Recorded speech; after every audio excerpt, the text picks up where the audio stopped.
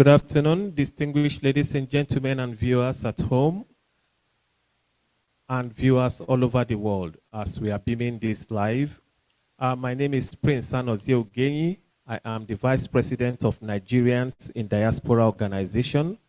And let me be the first to welcome you to Nigerians in Diaspora fundraising and product display tonight. Today we are not going to dilly-dally or kill your time. We are going straight to the bottom of the issue. We are going to be showing you and highlighting some of our partners and what they are bringing to NIDO and the Nigerians in diaspora, especially what they are doing back home in Nigeria. Tonight I have with me Dr. Leong Ying. He could even go for a Nigerian right now. His understanding of the topology of Nigeria, the business environment, and bringing together some enabling partners to further move Nigeria forward in various fields. I'm not going to kill our time. I'm going to let him into this conversation, and then you'll be the better for it. Dr. Leong, you're welcome. Quickly, just give us a brief background of yourself and how you have come to interact with Nigerians and do your business. Thank you. First of all, I want to thank NIDO for organizing this event. And I want to thank my colleague and dear friend from Reocomm Group, Dr. Debbie and Dr. Raphael, for involving me in this. And you're going to hear about the amazing Reocomm security, which our organization, our collective, is going to be help promoting worldwide. Now, in terms of how, and you can see I'm not actually African, right? Nigerian, so you're probably aware of that, right? I'm so Chinese, so I have the good side of both the East and the West. But I live here locally in New York and New Jersey. And of course, there's a large Nigerian diaspora here. So obviously, I interact with the local community. And I was blessed to be, as I said, to have lots of friends from the Nigerian community. And from that, our organization, our collective, was invited to Nigeria in 2018 as part of the presidential delegation, to take a trade delegation from our organization, which came from China, the US, and the Middle East.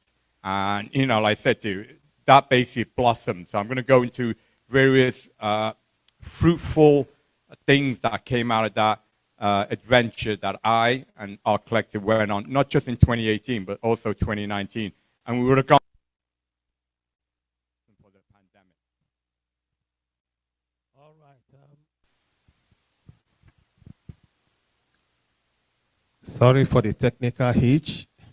You know, technology on its own can have a mind of its own.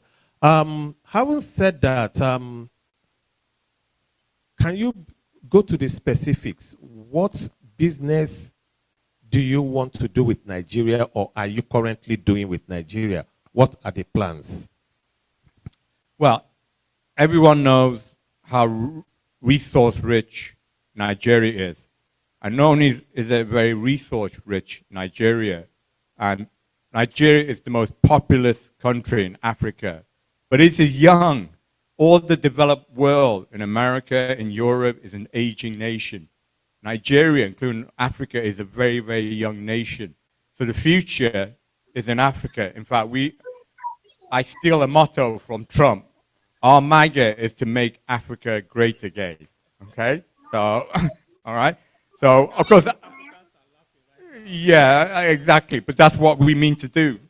And we're not the first.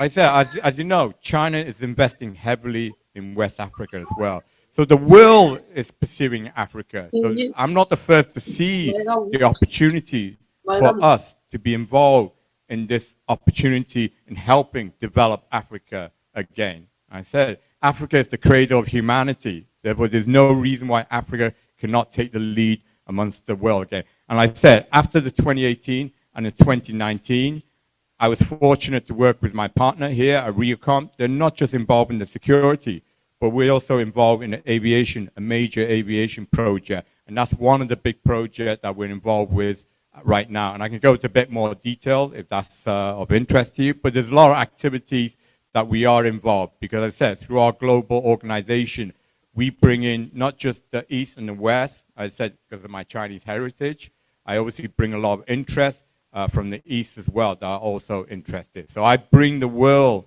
to Nigeria. Okay, that's one advantage of our global organization, is that we have a world coverage. All right. Having said that, I will encourage you to go into specifics because the world is watching right now, especially Nigerians and Africans as a whole. They want to know in specific, what can you offer Africa? What can you offer Nigeria? Well, I'm going to backtrack this. I have a lot of Chinese friends that invest in West Africa. And one of the complaints they always have is, I can't fly to West Africa. I can't fly to Nigeria. I can't fly to Ghana. I can't fly to, I have to fly through Emirates. There's no direct flight between China, Asia, and West Africa. So one of the things that's hampering West Africa and Nigeria is you don't have a good aviation. All right, it's not just Nigeria, it's Africa as a whole. Okay, so with my very, very smart and very, very connected partner in Reocomm, we decide, well, let's solve a solution. Okay, so with our organization, our collective, we are offering a one-shop. When I say a one-shop, we're not just offering to bring the money in, but we're offering to bring the technical. We're offering everything. And just to give you a caliber of who our collective, so you asked for specific.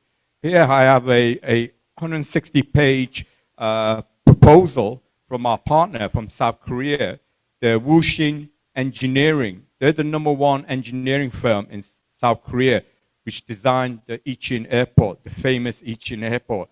Even the Daxing Airport in Beijing is actually a replica of the Yichin Airport.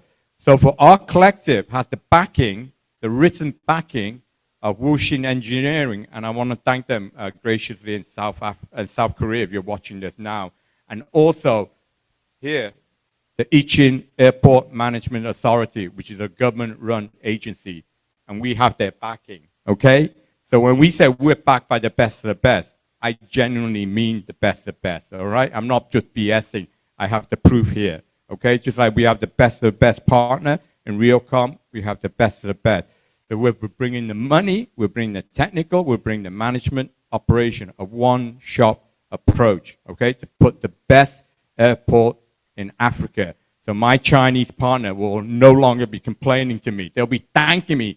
Thank you, Dr. Ying and our collective for putting an airport in West Africa that we can travel directly from Asia, okay? And also linked to North America and Europe as well.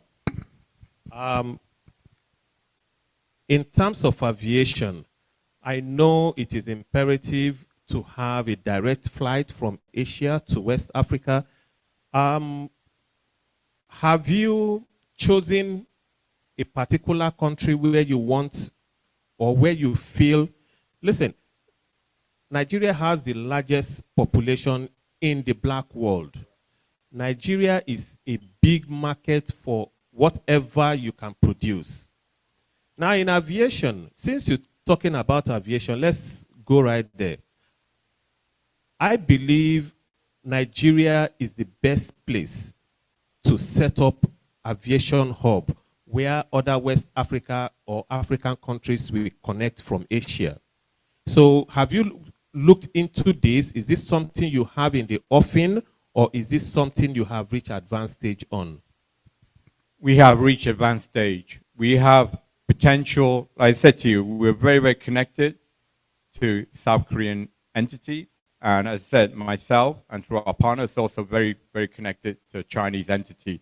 Therefore, we've even gone to advanced stage where we're looking at co-share partners as well, okay? So our flight, let's just say Nigeria from either Abuja or Lagos, and actually this proposal is actually for the Lekki, which is near Lagos State, okay? So our goal is to have major connections to like Europe through like London, Frankfurt. London already exists.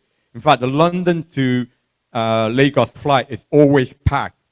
Every flight is 100% capacity. Therefore, there is that commercial profitability. So our goal is to have connection to Europe, which already exists, of course, North America, like New York. But most importantly, when I say most importantly, of course, it's because there's no direct link right now.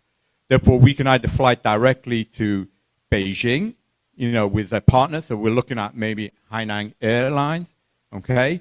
Or, as I said, we may potentially, because of our partnership with South Korea on the construction side, there's also a potential that we could also partner and co-share with the South Korean airline. Basically, most of the Asian airline, everyone knows, are high quality, world class, whether Singapore Airline, Cathay Pacific from Hong Kong, or as I said, South Korean airline or China. You know, there's a lot of Chinese airlines. So our goal is to at least have a direct link. And as you mentioned, you're absolutely spot on. And that's the reason why we use the direct connection as a hub. So then Lagos become our hub for North America, Europe, and Asia. And from that hub, we can then do intercontinental links to the rest of West, Central, or just the rest of Africa. Okay, so wherever we establish our airport establishment will become the major hub for Africa.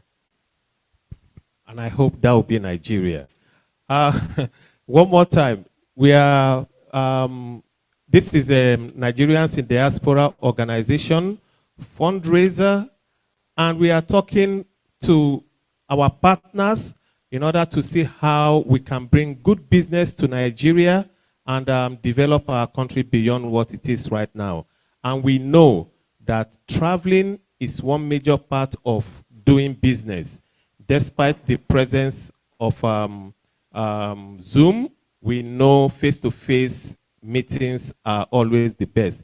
Moreover, a lot of Nigerians are in the importing business. They need to go there, see their partners and all that. So it's very encouraging to know that you have gone this far already. One more thing that I want to ask of you is this. Right now, Nigeria has no carrier. I'm sure you are aware of that. Are you and your company looking into that? Have you been speaking on this with anybody in Nigeria?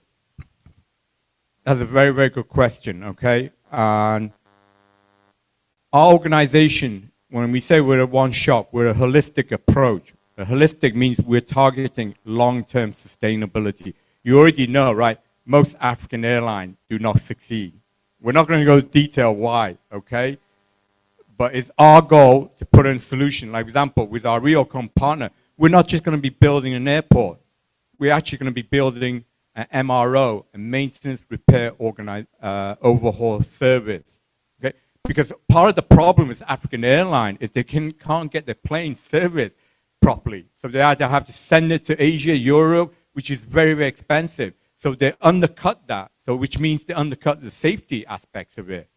Okay? So we will solve that solution by installing our own, not just airport, our own MRO service. In fact, MRO is extremely profitable. It is valued at $70 billion. So it's not just for servicing our own carrier, it's for servicing all the carriers in Africa. So we can make great profitability, increase the safety aspects of it. So yes, so we looked at all the views. But just before I interrupt, I want to mention, our collective is not just about money, money, money, money. Okay? Our collective, as Reocomm is, we are doing it on a holistic model in terms of merging the art, the business, and the charity.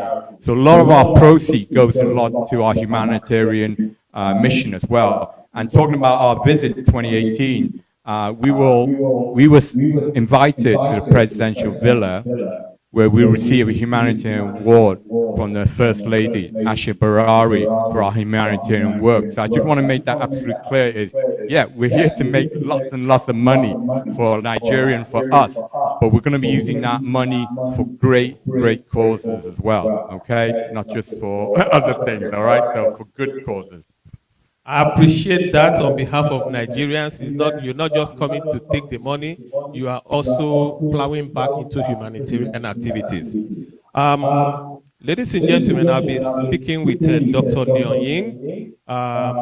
His knowledge of Nigeria business terrain is very vast, and this is just the first part. We will continue to speak with him and continue to question and raise interest in areas where their reach is global. So let's take this commercial break and then we'll be back. Thank you, Dr. Ying. Thank you very much. Good afternoon one more time, and we are still here at the NIDO fundraising and event unveiling. My name is still Prince Sanozie Ugenyi. I'm the Vice President of Nigerians in Diaspora organization. As it is right now, I have here Dr. Debbie Olusa, Reocomm Group Holdings Corp Group Manager, or Group CEO, sorry. I'm used to the Nigerian titles. Most people are managers in Nigeria. We'll be talking to her concerning the products they offer and how they have integrated their business in the Nigerian community. But first of all, let's get to know her personally. Can you just reintroduce yourself and give us a little background to yourself? Thank you for the opportunity. My name is Dr. Debbie Olusa. I am the Group CEO of Reocomm Group Holdings Corp. We're headquartered here in New York, and we are represented across 16 countries in Africa, and we represent across 7 sectors. Today is a relaunching of our surveillance Reocomm Eyes programming, surveillance solution, and we are also launching Reocomm Pay. So a little bit about me.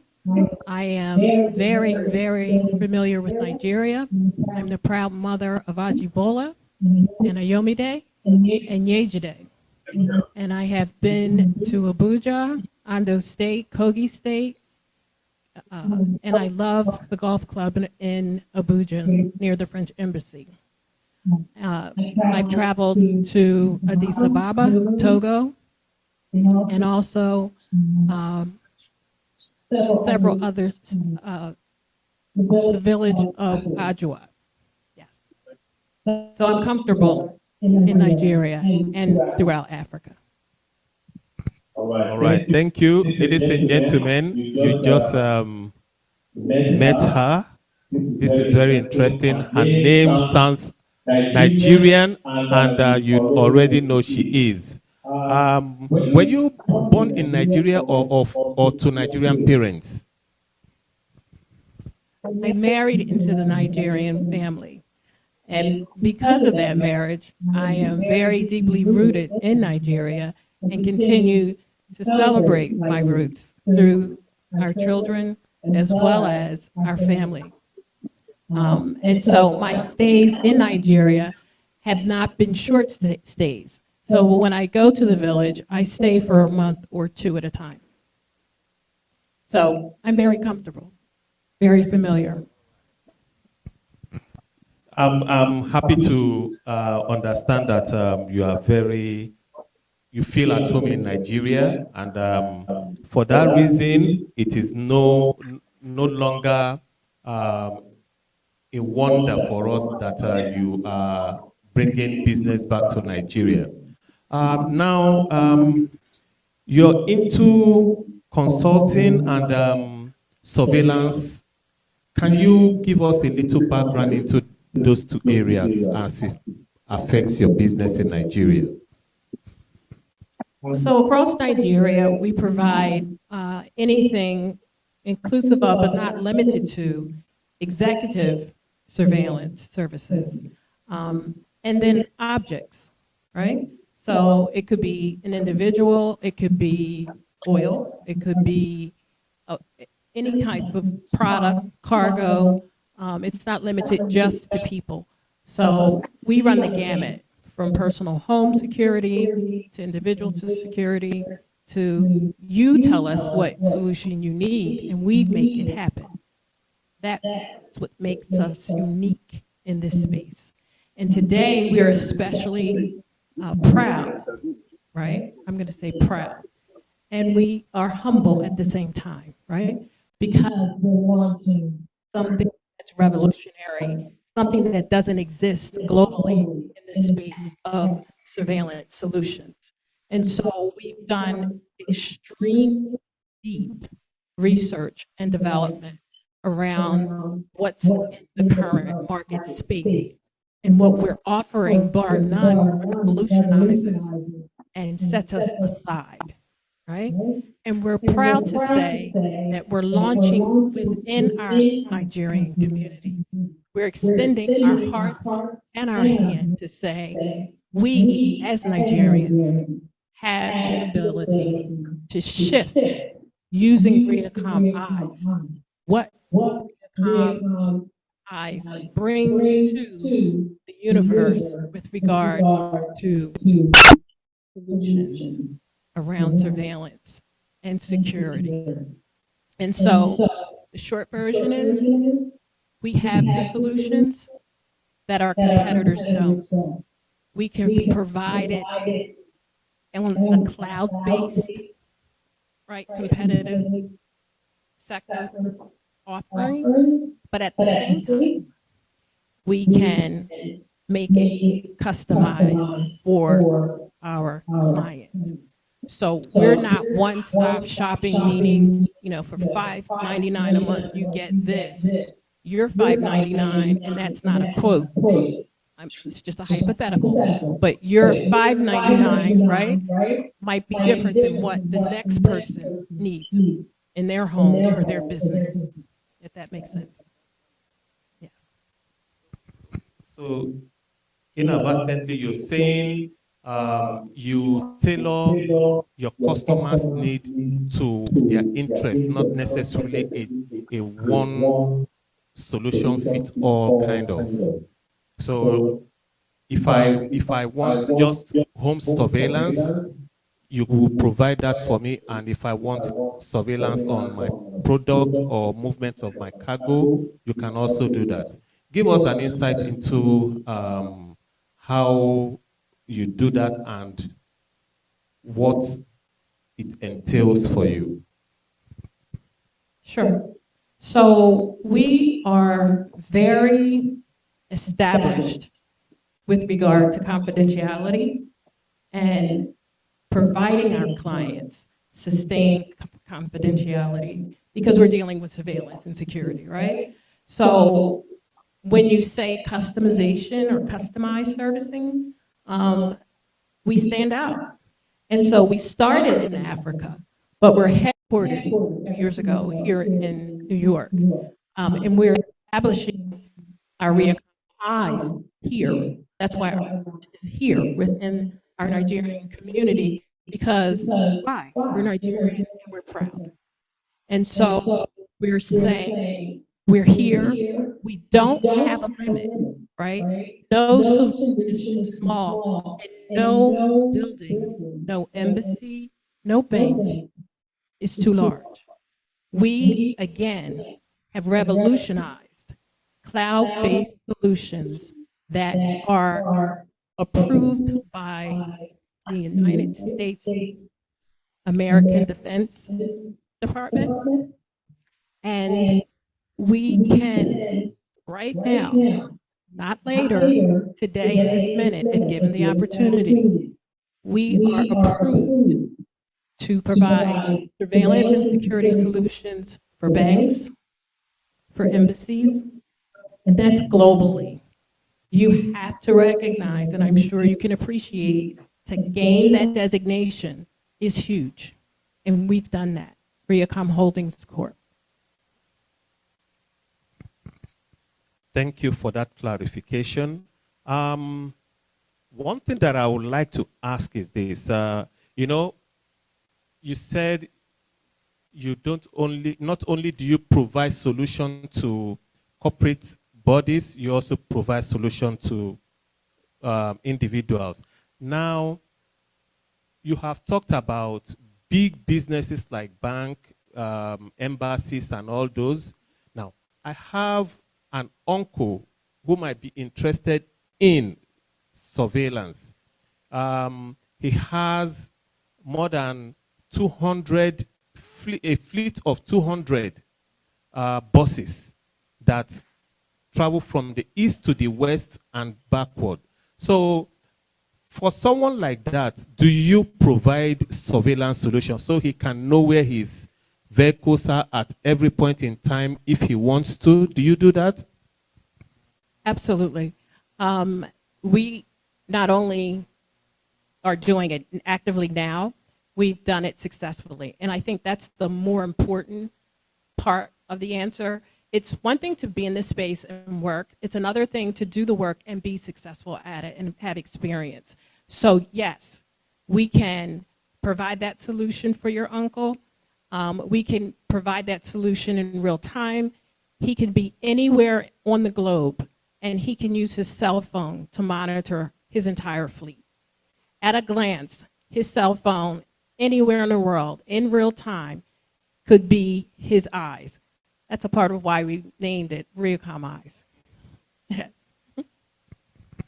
Wow, that is interesting. I'm sure a lot of Nigerian transporters like my uncle and other businesses are watching and listening right now. There is solution. At times you don't know where your vehicles are. Drivers take them where they want, do other things other than what was designated for the vehicle. So solution is here. Before I let you go, let me ask you, what's the response in Nigeria? What's the response to your business? Because I know if the response hasn't been good, you probably wouldn't be launching another phase of it. So tell us, how has Nigerians responded? Nigerians globally have responded very well to Reocomm. We're just adding another upgrade to our servicing. And to your point again, I want to paint a more broader picture so that people can gain a more in-depth understanding of our capability of surveillance and security. And so to your point, your uncle is interested in transportation and monitoring his fleet. Other people are interested in monitoring their level of oil that's pumped for the day, is what was reported as having been pumped. Really, at the end, was that really the number? We can provide that level of surveillance. We can provide surveillance around acreage. So if you have a farm and you're trying to determine how much of your cattle is actually being sold, slaughtered, or indifferent, or otherwise, you're always in real time. And all of the information is saved in the cloud. So it's cloud-based. So in terms of if you're anywhere, again, in the world, all of these solutions are cloud-based. If you're in your store and the robbery occurs, it's not being stored in that box that the person is looking at. It's being stored in the cloud. So a lot of people go in and they commit crimes and they say, where's the first thing they do is snatch the box. Wrong. Not our solution, right? Because it's in the cloud. Everything we do is in the cloud. Viewers at home, this is getting more interesting. It has been reported in the past that when robbers get into a business, they snatch the recording box, but I have bad news for you snatchers and you robbers. We are not saving in the box right there in the office. It's in the cloud and you can't touch that, right?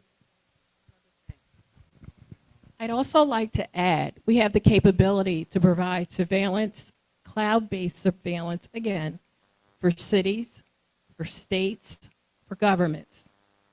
So people that are just walking down the street, If you want to know what's happening in a community at any given time, all of our cameras are night, they have night vision capabilities. And so we're not limited to providing sustained, uninterrupted services at night. So I wanted you to have that awareness that it's not just products, it's not just agriculture, it's not just banks and homes. We have the ability to provide services for governments and all governmental agencies. That's also interesting in that I'm going to talk to the president of this organization, Dr. Ukwola, so that we can pass this message to the appropriate authorities. Nigeria needs that kind of surveillance you're talking about, because there are some certain parts of Nigeria where we have difficulty in, I don't know how to put it at this time, but we will, the president will talk to you about it. We have challenges in certain areas, and we need surveillance in order to help our security establishments. So in ending, just on a lighter note right now, since you say you have been in Nigeria, you have stayed there for a while, what is your best Nigerian dish? Everyone that knows me, they know that Dr. Debbie is coming, and they all cook the same thing. Egusi soup with mixed meat, moi moi, and pepper soup. You heard it directly from her. Pepper soup. Is it the chicken pepper soup or the internal department? Chicken pepper soup. Chicken pepper soup is good too, but I will recommend to you on this day, try the internal department pepper soup.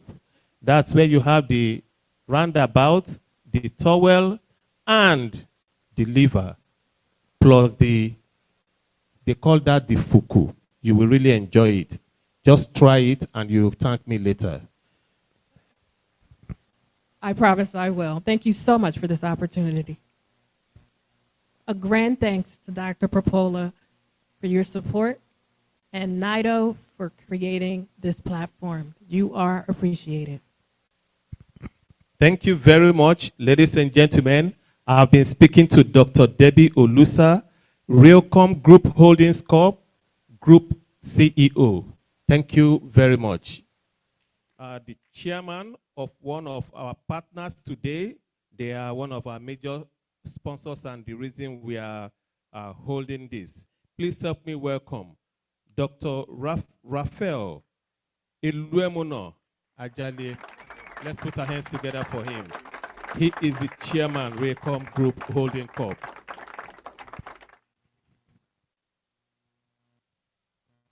Wow, you're welcome. Let me give you an opportunity to introduce yourself and tell us a little bit about you and what you do. Good evening, everybody. From Africa, you don't sit where the elders are sitting, so I would have to stand first before I can sit. Okay, before I introduce myself, in Africa, you have to greet the elders, and the most senior member of our family is our Consul General. And sir, welcome. If I speak Igbo, I'll say Ndewo, sir. If I speak Yoruba, I'll say Ekabo, sir. So I would say that with all humility. And second to him is Aromachi, who is more like, he's not just a big brother, but a mentor, because my presentation here is based on the discussion I had with him last year. So my name is Dr. Raphael Ajalie, and by origin, I'm Nigerian. I'm proud to be here to meet everyone. The position of chairman is something that God gave to me, but I am not chairman without my group, my board, my partners.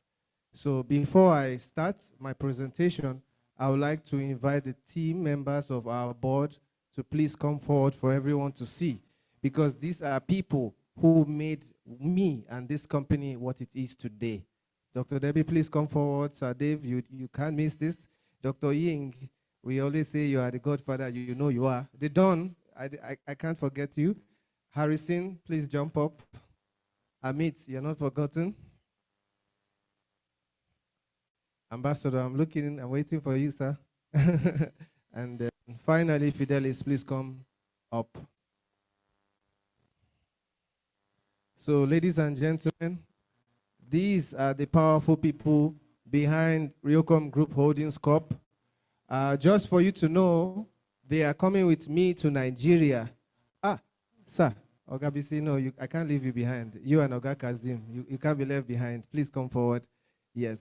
So these are the people who have made our company what it is today, and they are coming with us to Nigeria to do massive projects. So everyone meet the team. Especially, I want to thank this man here. His name is Fidel. He's from Georgetown University, electrical master's degree. He's actually my brother, kid brother. And when we started this whole discussion of bringing advanced security solutions to Nigeria, I met Sir Romachi at the Nigerian Consul, and I explained my heart. He told me to sit and do my work well.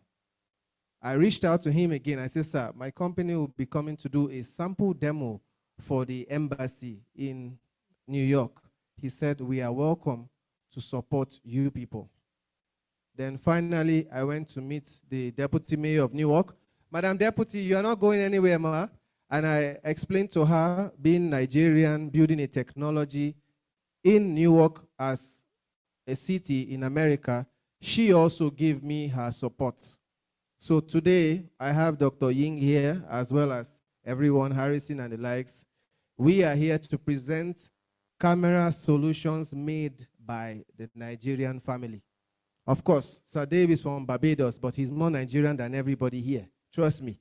He's black, he's like me, but he has given us the support in our company since last year. And he said he wants Nigeria to be on the mark. So everyone you see here has contributed to our system. And we are going to do a brief presentation for everyone.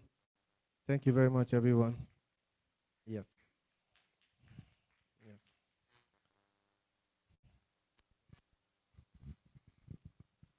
That was a good introduction of your team. And I know that this is a very crack team. And I'm also happy to hear that the Nigerian consulate has been very helpful, especially talking to Consul Oke Iromachi. They are very helpful in this community. Okay, let me just ask you, before you go into, you are going to do a demo, right? Before you go into your demo, what has the Nigerian community response been like since you got to this journey? Okay, I'll start from our honorary consul here. I met him in a very shocking way, and to my greatest surprise, he was down to earth. He never disrespected anyone. He was, down to earth. I didn't even introduce myself to him. I just was normal, and he talked to me normally, and I was shocked. I said, "Is this true?" Because from my experience, Nigerians have bad relationship with embassies globally. In America, if an American is hurt, especially in Liberia, Sierra Leone, where I've worked, I've done so much work for the US government there. If I run into the US embassy, trust me, Marines will protect me. Even if I did something evil, I've always wished the same for my country. So when I reached out to him, I was surprised. He was like, whoa, my friend, what is the problem? And we talked. So when I left him, I took his card.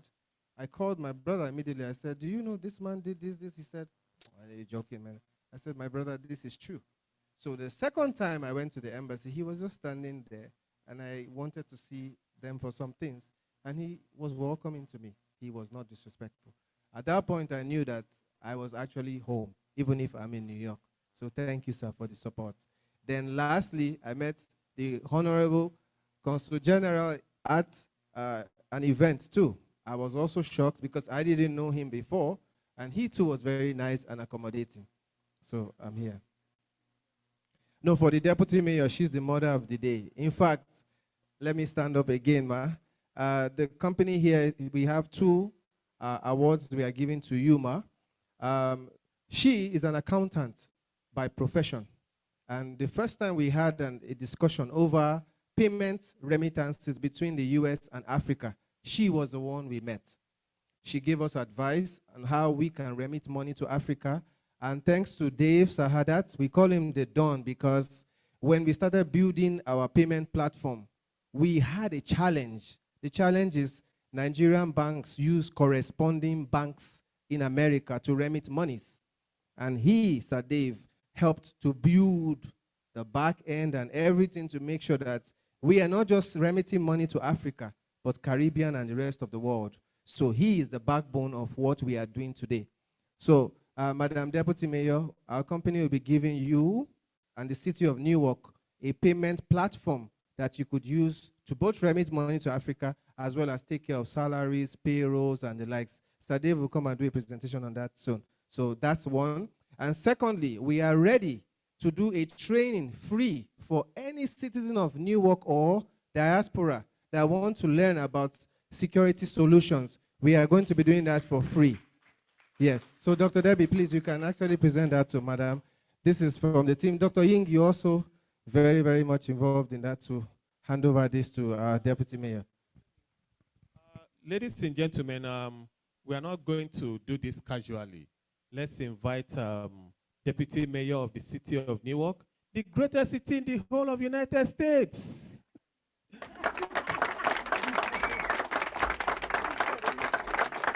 I'm going to hand over to who is doing the presentation.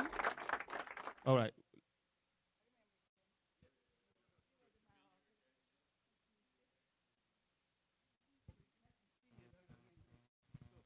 This is Dave the Don. In terms of technology, payment platform, he has always been the brain. He has given us about 6 different models to help Nigeria, especially our central bank and all of that. He's been working closely to make it happen. So now we have built an application, Reocomm Pay, for the city of Newark to do anything remittances and backed up by iPay. So he is the brain, sir. Over to you. Thank you so much. And Madam Deputy Mayor, Honorable Consul General, all of the dignitaries and protocols observed. Certainly a pleasure to be here as part of the Reocomm group and the Reocomm family. And it is also a pleasure to be associated with Dr. Raphael, Dr. Debbie, who don't just talk the talk, but walk the walk. They are passionate about our people, passionate not just about Nigeria, but people of color everywhere in the world.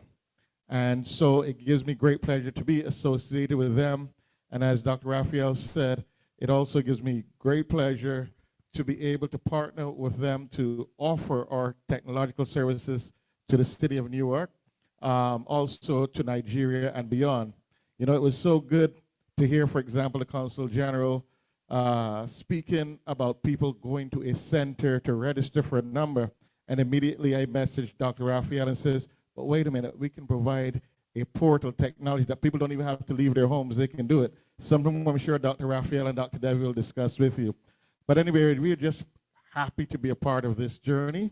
And Madam Deputy Mayor, we certainly look forward to a continuous working relationship with you to help Newark being the biggest and the best city, certainly a shining light for all other urban centers within the United States of America.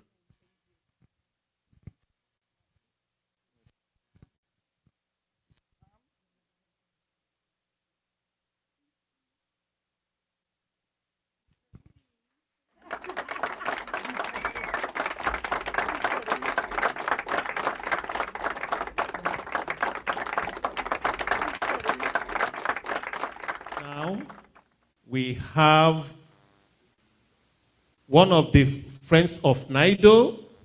He is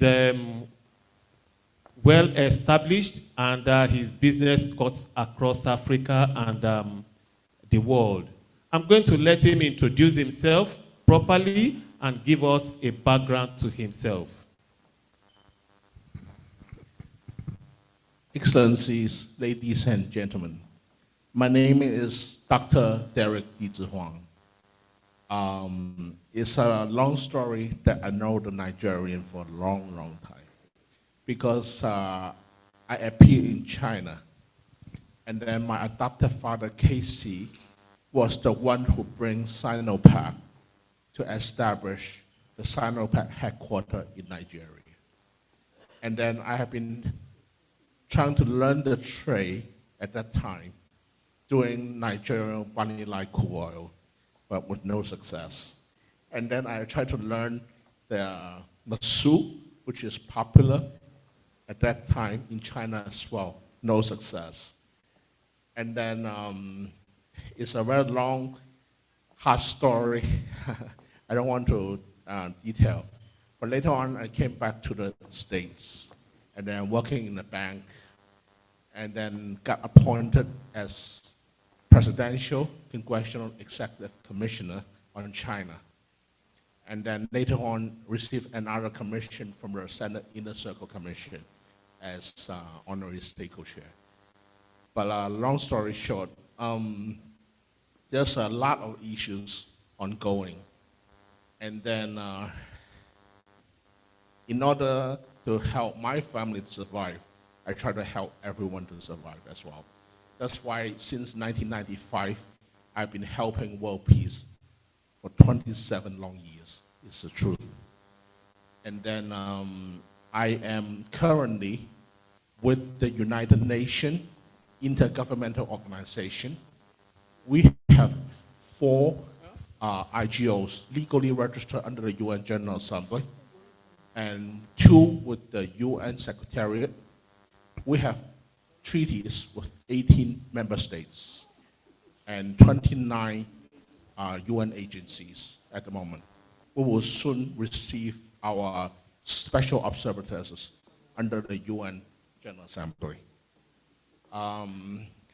Like the Consul General mentioned, even though I was away briefly, I heard that. Yes, it's the truth, what he said. Including not just his Consul General having visa issues, including US State Department. When the Nigerians try to travel to US are facing issues, they cannot pick appointments. Unfortunately, they click, but no appointment is available. I fully understand that. And then I also expose some of the things that I shouldn't know, especially related to a group claiming to do harm to humanity. I have no choice but have to expose them because it's concerned everyone. And then, like the Consul General said, all true, very unfortunately. But thank God, the Almighty is watching over us. Thank God. So, just like the Bible said, eventually, everyone will make it. Thank God. So, based on my research over the years, I'm really the guy that Martin Luther King prophesied. At that time, I wasn't in the US. Well, also the guy that JFK president mentioned in 1961 or 62, the World Peace Speech. He basically mentioned every single award that I will get from the US government, which I did get all of them. But long story short, in order to survive this world, everyone must contribute their own shares to bring world peace, to live in harmony, whether it's with God or with every community around you. That's why I always want to promote the world peace agenda. And then I will help Nigerian, including your organization, later on to launch more projects, whether it's food related or protecting the water security. We have the technology from China. Yeah. They gave me a lot of technologies. And my adopted father really saved President Xi's father, his life during Cultural Revolution. It's a true story. And, but long story short, I've been working for U.S. government to advise President Obama for 7.5 years. It's the honest truth. And I'm also Congressional Black Caucus advisor last year.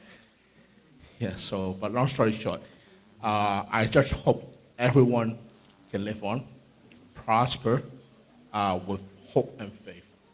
That's what I advocate. I'm also a chaplain. Thank you so much. Thank you. Thank you for that broad introduction. One question that I would like to ask of you is, what drives your interest in Nigeria as a country and Nigerians as a people? What drives your interest in them? Well, the interest originated because I was helping my adopted father back then to do the trades. But I also was working with President Goodluck's personal secretary, trying to import Nigerian vanilla oil to China. And then later on the road to the current president as well, because something very bad happened in 2008, was related to the group that everybody knows their name. And then they conned a lot of standby LC, 300 of them from Chinese bank claiming they had the oil, not even one drop. And they packaged Leong and tagged here in 2008. The financial meltdown is because of them. So this is confirmed by the SEC chair lady that they packaged Leong and spread rumors and tried to make it short selling, try to destroy the U.S. economy. But thank God, we went through that. And thank God at that time, I used my presidential commission through my adopted father to reach out to the then president, Hu Jintao, and Premier Wen Jiabao, and seek their help. Thank God they bought the U.S. Treasury, so we are still alive. So I want to work with all the good Africans, not only Nigerian, because we are honest and with integrity. We hope everyone can work in a team. There's a much brighter future, enough food, enough resource for everyone on earth. All right, thank you for clarifying that. Now, let me ask you this last question. With your presence at the UN, and how can Nigerians living in New Jersey in particular, and Nigerian organizations, how can they benefit from your presence at the UN, and in what way can you help move their case forward? Most recently, we are trying to schedule an event inside UN for the Haiti Lions Club International. And we were able to schedule, using our mission, a very low price for humanitarian mission. And then we are waiting to launch that, help them to launch in July. I encourage the Nigerians also in New Jersey participate more in the UN big events, whether it's for conventions, or maybe it's just for rally, or even for human rights and peace. Most important is peace. Nigerians living in New Jersey and around New Jersey, you heard it from him. He is open to participating in your activities as long as they have humanitarian background to it. Thank you very much, sir. It's an honor having you here. Thank you. To the Consul General and the Deputy Mayor and big people that are here today from Reocomm, the chairman of our collective, Dr. Preserve, and other people that are my good friends, Mr. Yang, and rest of us, and ladies and gentlemen.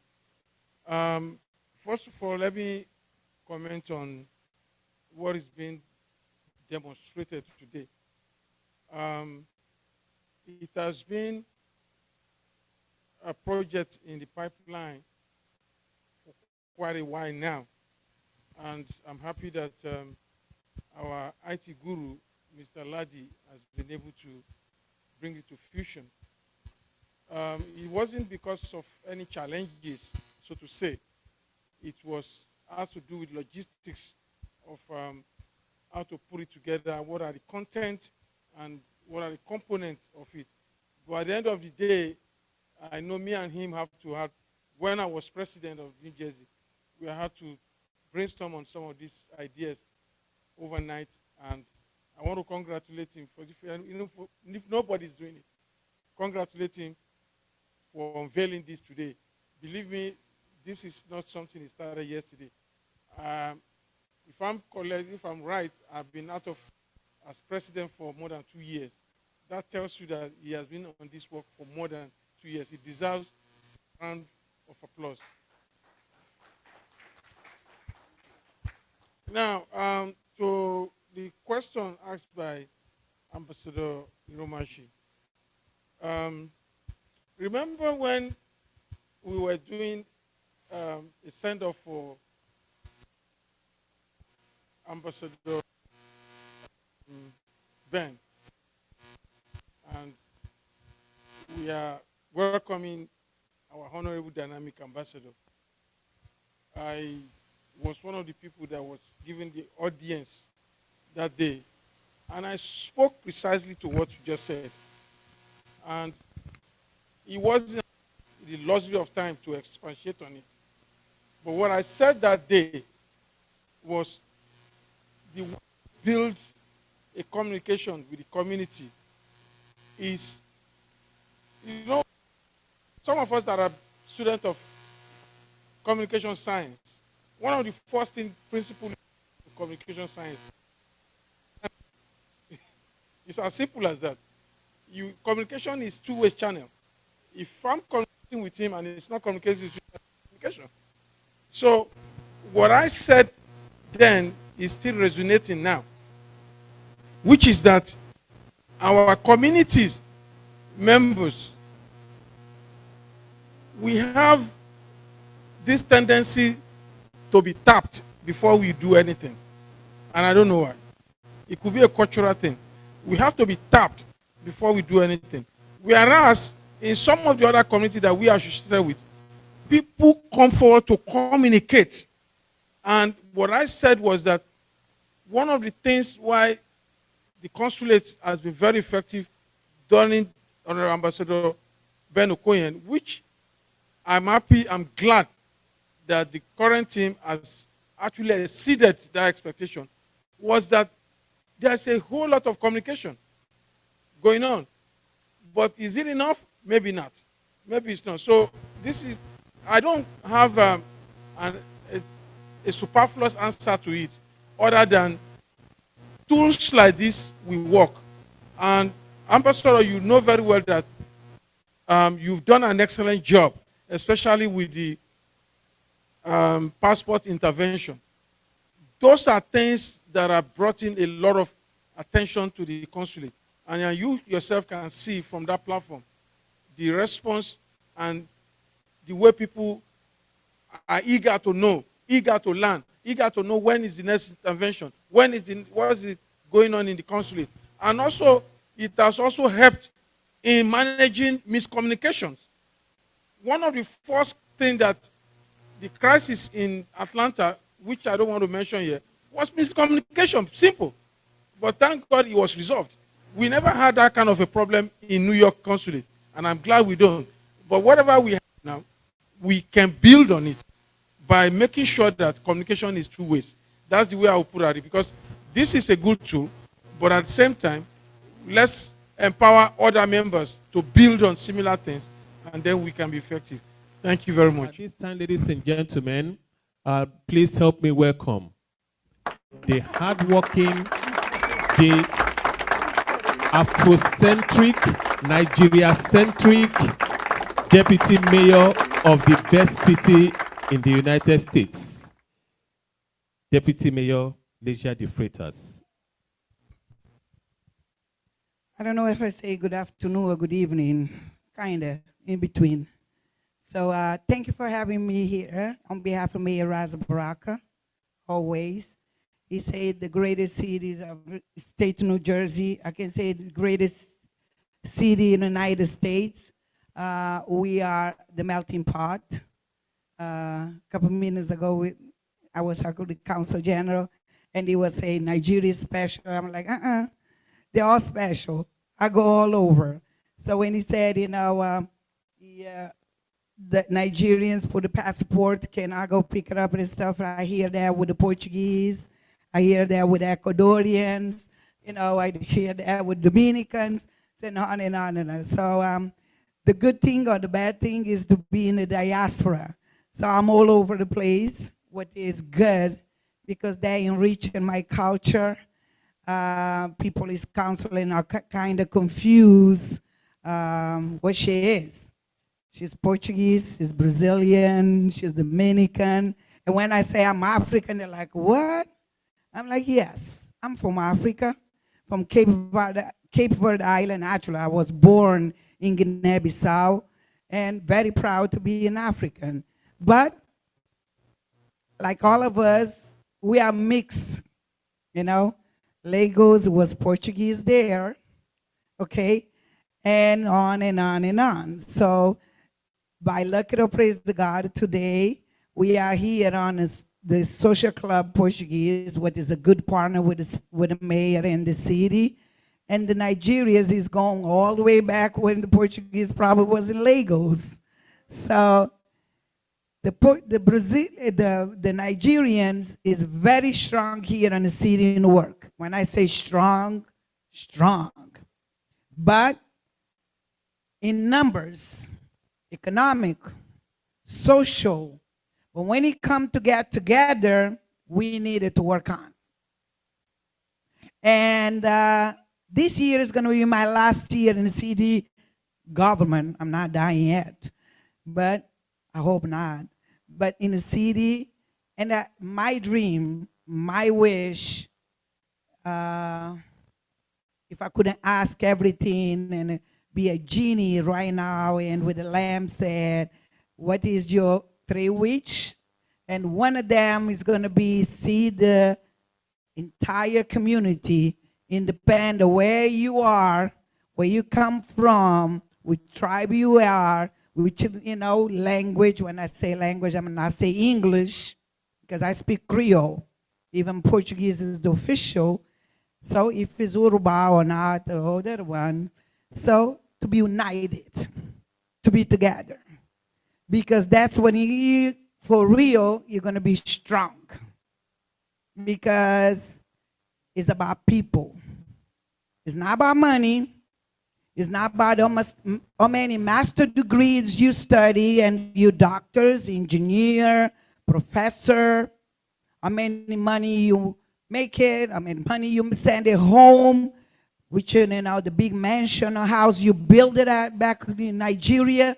Is about here, get united and be in front of any elected person, council people, mayor, senator, governor, president of the United States, and say, we Nigerians, we demand, we need, we want this.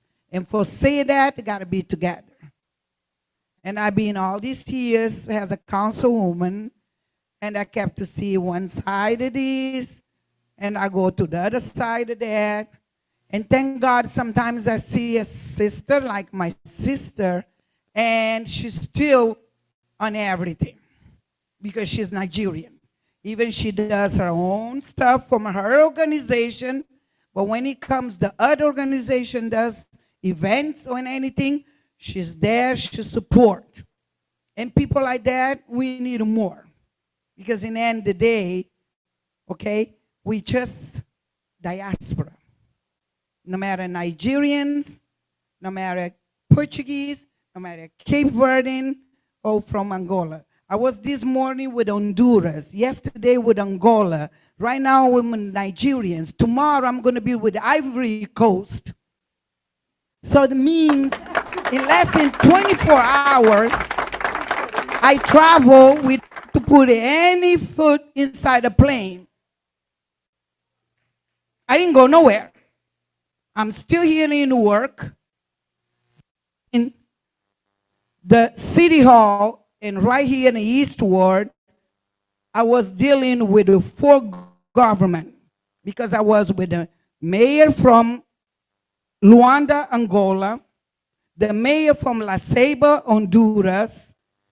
I'm with the council, the higher president from Nigeria, and tomorrow I'm going to be with the mayor from Abobo, Ivory Coast. So that if it doesn't say nothing to you guys, I don't need it to say no more. Means with just a blink of an eye, we can switch it from one country to another with the technologies. Okay? We can Zoom as easy. I have a student exchanges, talk a little bit about sister city. Students exchanging between Taiwan and Newark. And we did that almost 3 years ago. And now I see those kids. Believe me, I feel jealous. When I tell you I feel jealous, and they standing in front of me and speak Mandarin, like, I'm looking like, God, you know, they learn so fast. On Zoom, during pandemic, between the students there in Taiwan and the students here, they exchanged English to Mandarin, Mandarin to English, or Portuguese to English from the students in Salvador, Bahia, or Spanish between the students from San Cristobal, the Dominican Republic, with Newark. That's what is the beauty about Sister City. We have 4 cities, and General Counsel knows, and he was kind enough, that was the first one, and I just told him a couple minutes ago, I don't know why I'm going to do it if the next one coming can be as close as you are. And I mean it.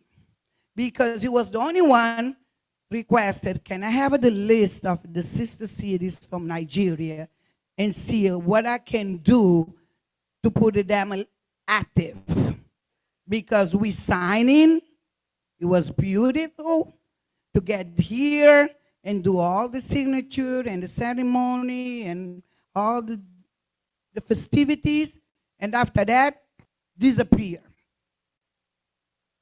And we don't have nothing, zero exchange, economic, commercial, culture, educational, health. I can go on and on and on with any city we sign, and there are 4. I'm not going to say the names because probably I'm going to say it wrong. I have them here. And we don't have that. That is my second wish. Please, let's work together and do the exchange, because both of us are going to be benefit on that.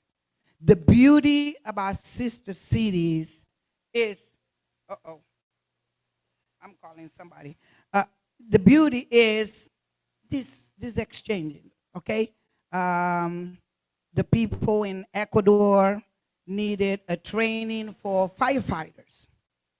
The people from Dominican Republic needed an ambulance because they don't have even one. Okay? The people from Ivory Coast, another town. Tomorrow we're gonna do a new one, but the town before we did it, because they don't, far away, they don't have a water treatment. So that's the things we can exchange. But the beauty is the chocolate and cashew from Ivory Coast, the flowers and Cameroon and shrimps from Ecuador, the avocado from Dominican Republic, and we make it happen together. So you guys is here, years after years, with the potential, okay? Americans, citizens, green cards. Now with the green card, I don't care. We don't care. The city in Newark don't care. You are a resident. You are, okay, a citizen in Newark, independent of your immigration status. We have our municipal ID. The municipal ID means I have one, the mayor has one, and we made it to show to the people nobody can track you. Immigration cannot track you because you don't have papers, like the people say. I hate that, but I have to say it. It's not about you don't have papers. I don't know why people say that. Because they have a passport. Better than any. A lot of people, American born here, don't even have a passport in their life. So they have more papers than it can be possible. But they needed a municipal ID. Why? Dignity. Simple. When they come out and they go any place, they say, can I have your photo ID? And they take a passport and they show it. Matter well, they wrote it right here. I'm illegal. I don't have no legal papers. But when they show municipal ID, they show like me, like you, like any Americans. We do a lot of municipal IDs for born in United States, Newark residents born here, for somehow seniors, for example. They can't drive no more. So they need a photo ID. So municipal ID is a good thing for them. Oh, homeless. Okay? They needed ID to get in the shelters, to do something with the hostels. So that's the reason we do municipal ID. It's for everybody. So please, incentivize them, wherever they are, the people just got here in the country, and they needed to put it together, their life together, from Nigerian, but not just from Nigerian. Be a neighbor. It's about diaspora. It can be all these migrants from Haiti. Okay? Help them. Be a Christian. We all the time say, we are a Christian. Show you a Christian. Don't say amen, amen, amen, amen. Show it. Please. You know, help them. A simple coat. They come from Haiti, they come from Cameroon, they come from Nigeria. It's a hot weather there. They don't have a nice coat. And we have a 3, 4, 5, Michael Kors, I don't even know all the names. I'm a Burlington lady.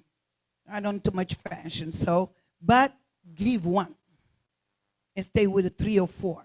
Help those people to be here, and they can feel part of our community. And that's what it's about, diaspora, be together. The sister city, when you know your city and you go on vacation, don't be there just to show, oh, yeah, I'm come from America, I know. I'm walking like an American. No, be involved. Go to your city hall, talk to your elected person, and said, I'm in the city in Newark. We're in the city Linden, Union.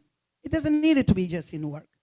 What, right here and right now, I can do it and help. When I go back home, I can talk with my elected people there, and we can together make it happen and be better. That is about the sister city, nothing else.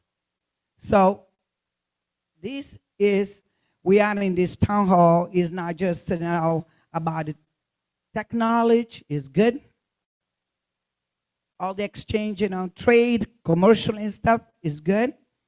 But NIDO needed 2 things. Let's unite it first with all the other organizations. Before the year, the end of the year, that we made it one meeting for all the other organizations. And I'm pledging here to help. Dr. Popolo knows when I say I'm helping, I'm helping. When I say no, has no Christ can make me do it. Mayor knows that. Mayor say, who? She say no, I ain't even say nothing. And he walk. Because he knows. When I say yes, I go to the end world to go get it and bring it. So let's do it together with all organizations, with her organization, and they're the ones coming to my office. I have all the lists of them. I can provide it, I can invite it. Actually, I can tell them, if you're not being there, please, don't ask us to help you because you're not putting the step in to be together. Let's do that. Let's work it together. We there in the office for everything. What helps the community, help us. And what we help you guys, we help together the community. In the end, the world is just about the community and nothing else. Thank you. Ambassador Lord Egopija is no stranger to events like this. One thing that we are proud to say about him is whenever you call him, he will always show up as long as it's a Nigerian event. So on behalf of the good people of New Jersey and NIDO, the New Jersey chapter, and the general residents of New Jersey, I want to say thank you for showing up today. Let me give you a chance to greet everybody and say one or two things first before we go into questions and answers with you. Let me begin by acknowledging the presence of Ambassador Dr. Lord Derek Huang and also Dr. Leong Ying.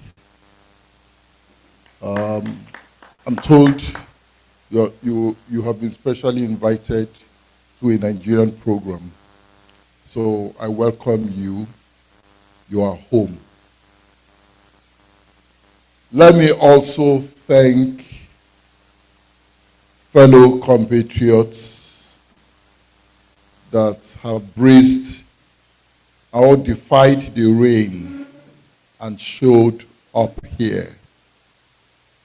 And for those also who are joining us by the virtual session.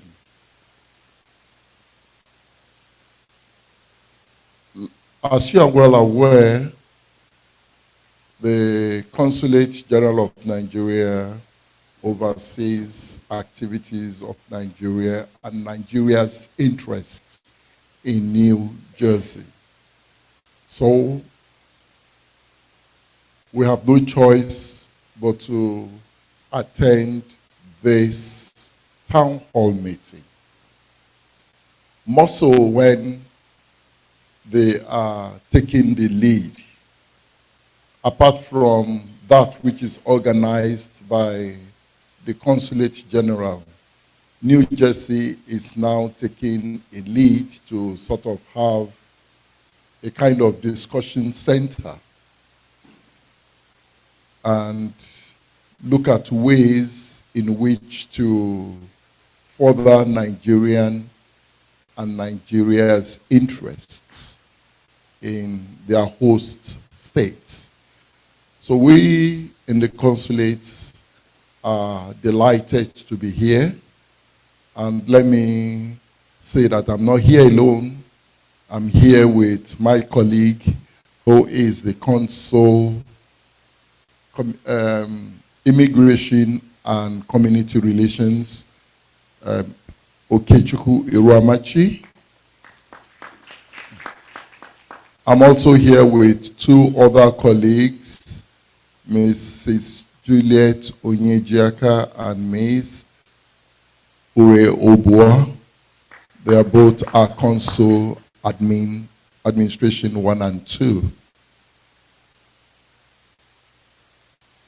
To start with, let me just say that we're always happy to be in the midst of Nigerians, and we feel a bit elated when we had the first interview with you, Debbie and talking about getting things into Nigeria and having to ensure that some facilities work, in the sense that you are thinking of getting some facilities into Nigeria which will also help in our commercial endeavors. And also the idea of also doing your social responsibility of providing for those who are absolutely in need. I want to thank you so much. Our duty here is to identify and see if there are ways we can collaborate with organizations who want to see that Nigerians get even better. So, like I told you the last time we meet, we're always open and we will continue to collaborate with organizations that want to do things. And above all, we also act as advisors to such organizations, and if need be, also liaison to ensure that they get the right people to do business with. Like most of us would aware also, tomorrow is our first town hall meeting for the year. And this is coming as a precursor to that meeting. So let me use this opportunity to thank Nigerians once again and to assure you that the Consulate General of Nigeria will continue to support all our endeavors, especially as to our consular needs. We have done a lot to ease consular processes, and we're still open to doing more. We're now trying to reduce the turnaround period of obtaining some documents, and we are steadfastly doing that. We hope that with improvement of or acquisition of our machines we are waiting for, it will further facilitate our turnaround period. We have made the consulate a bit friendlier in the sense that every Nigerian who walks into the consulate is attended to. And not only Nigerians, our friends who want to do business in Nigeria. The consulate is doing all we can to ensure that the state of New Jersey also to ensure that we benefit some of the things the state of New Jersey provides. Last year, we had a trade delegation to the state of New Jersey by the Bayelsa State government, which was led by the governor, and a lot was promised. So we are hoping that all that was promised becomes a reality. And we are doing everything possible to see in what way we can further that development. The same thing for I want to thank the mayor of Newark, who has opened his doors and arms to our community and also had patience with us. I'm looking forward to further development with the mayor's office to see how we can better collaborate in specific areas that may benefit us. And one of the things is to revive the sister city relationship that the city of Newark has with one or two cities in Nigeria. But then, like I say, you members of the community, whatever you think we can do to facilitate your work or to facilitate access to the city, or what to your community, and also provide things for your community, let us know. We would explore possibility of doing a government-to-government relations, and to also help that you get these for your communities back home. That is the essence of NIDO. NIDO was created to ensure that Nigerian community participate in the development of their communities back home. So we would do everything to support that cause. Talking about doing everything to support that cause, this year the consulate have earmarked some things to be done. And one of such, I told Dr. Kukuola, and I probably asked him that, can we have one of our town hall meetings in the state of New Jersey this year? Well, he has affirmed it, but then we would go further to see how we can ask when that will be possible, either the second quarter, the third, or the last quarter of the year. But certainly we would be moving out, and our attempt at moving out is also to reach out to our people, to get closer to our people, to feel what they feel, listen to them, and also begin to see in what area we can help our communities. So that's one of our exercises this year. We're also looking at doing some things economic-wise, and we would like to collaborate economically with either the cities or the state of New Jersey to see that we get development, we get much needed things back home.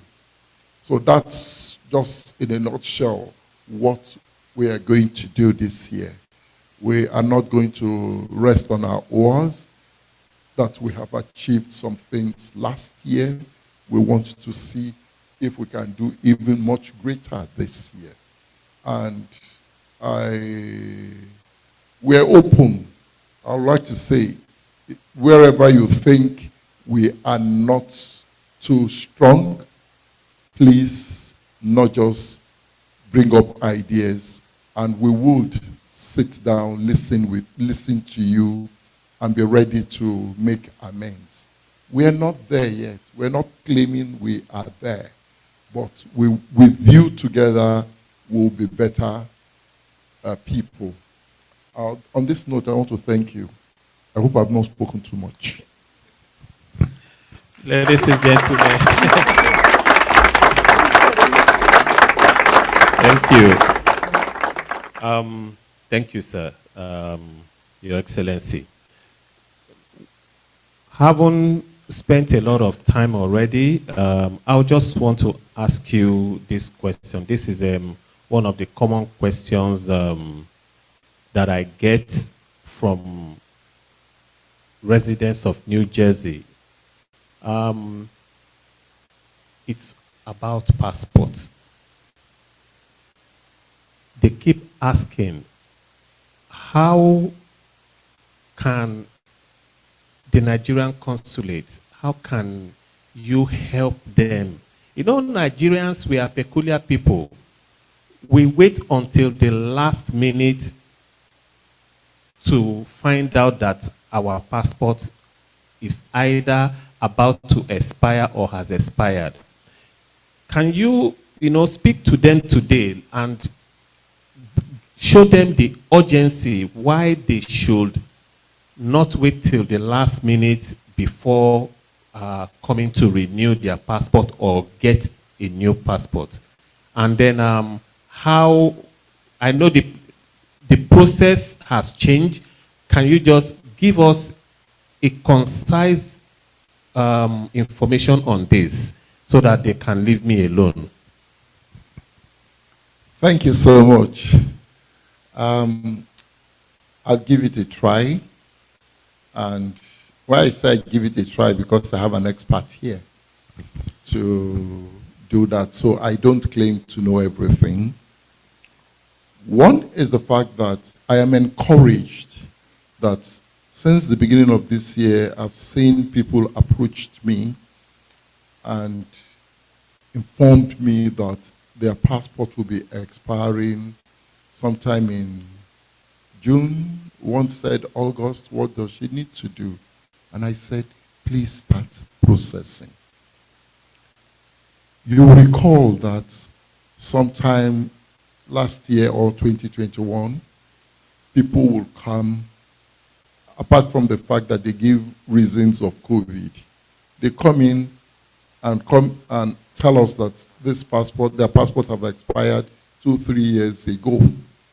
So we did an enlightenment sessions in most Nigerian gatherings, either during their annual programs or the professional groups, and even the religious organizations. We sensitized them and told them that, one, they need to begin to look at their documents and start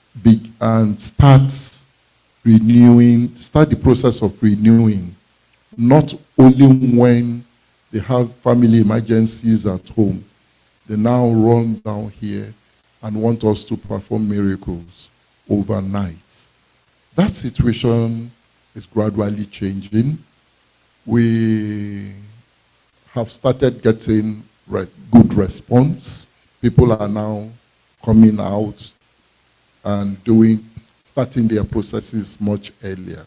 But there are still some people that still believe that they can crash on the mission to get their ways. If anyone who tries that would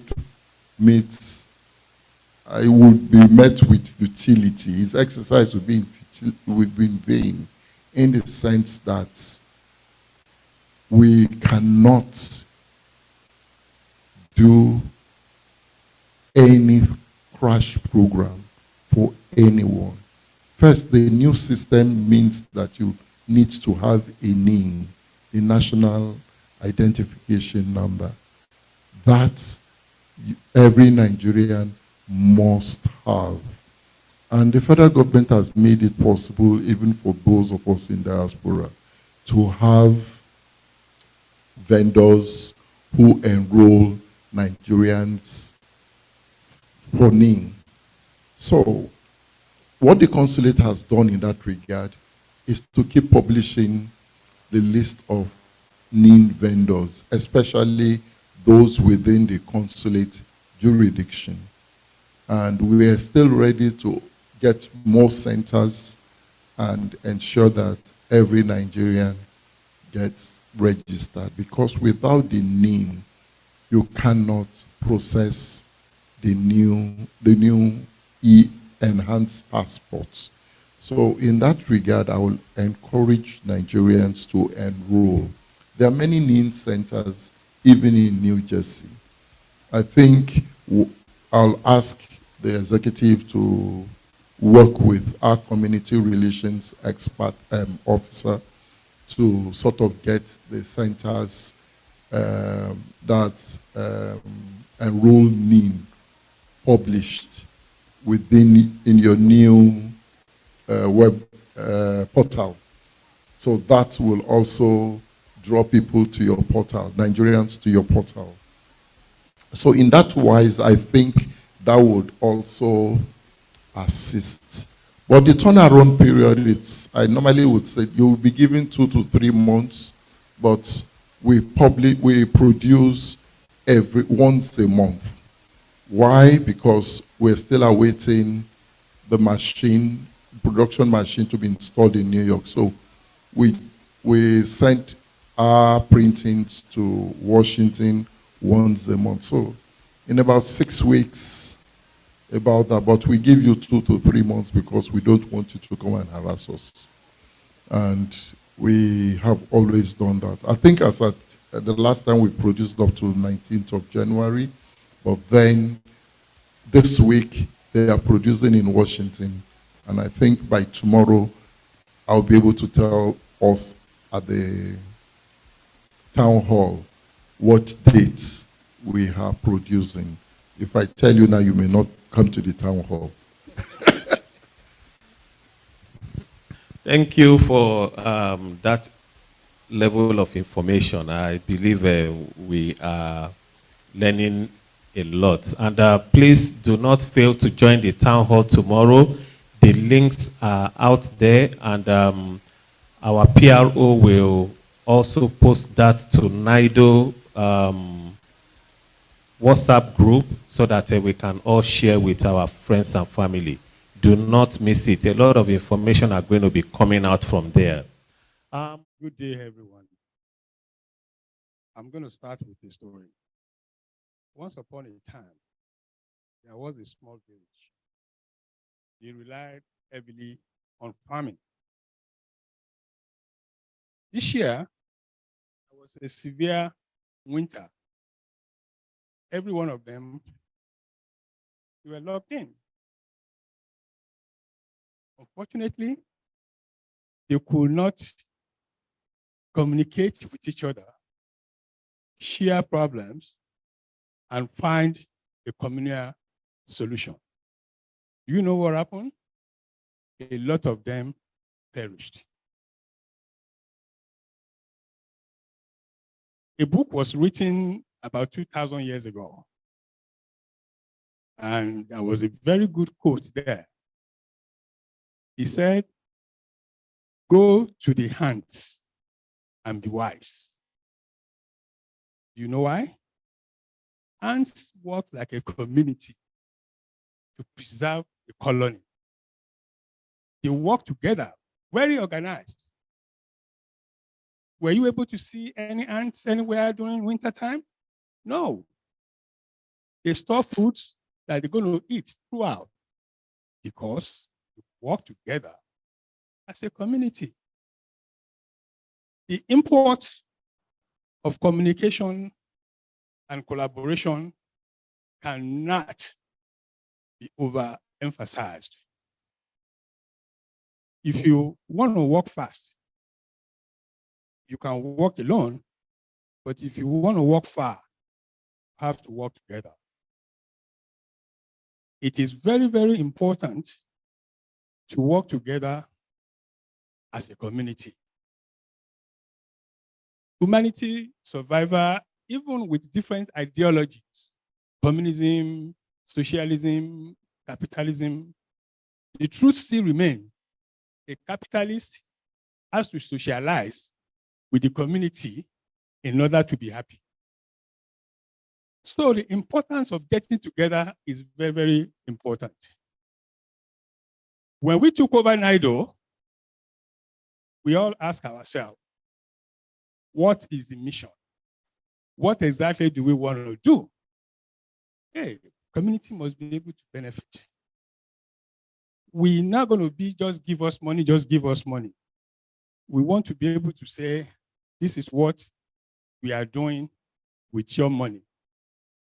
Because we want to be a value-based organization that people can say, okay, this is what I'm benefiting from NIDO.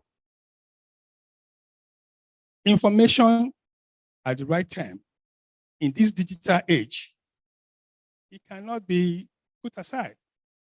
An ability to share problems and do this together is very, very important.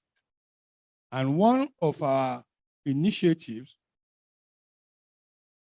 sequencing to our flag race, whereby we say, okay, Nigeria as a country, we are all linked to success. Everything happening now, maybe there are symptoms of progress.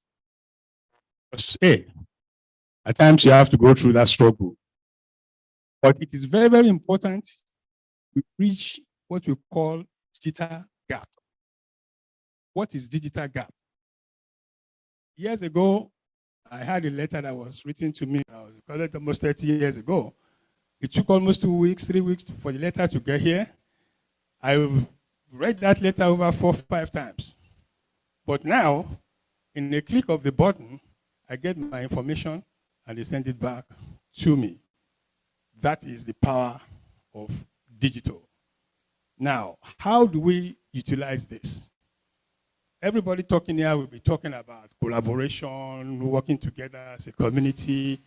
So we decided to bring value into our community. We have a vision whereby everyone can actually benefit from it. So we designed this collaborative portal. Will you please put on? Now, this is to say we are ordering to greatness. Okay? And then the next slide is going to tell you that we are actually trying to bridge the digital gap. One area I would like you to really take focus is the community, because everything is about the community now. It's not about the individual, believe me. There's no way you can live life alone. You know, no matter how much money you make, you still need somebody to share with in order to actually have joy with it. So from the community center, we have different groups. Click the members. Go to the members. Okay?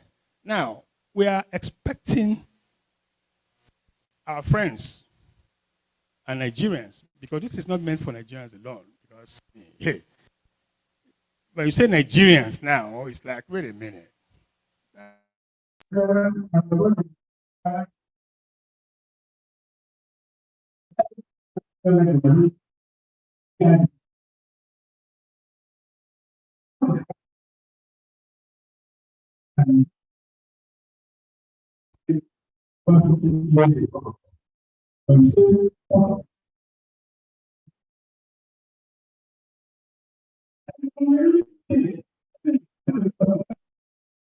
Globally.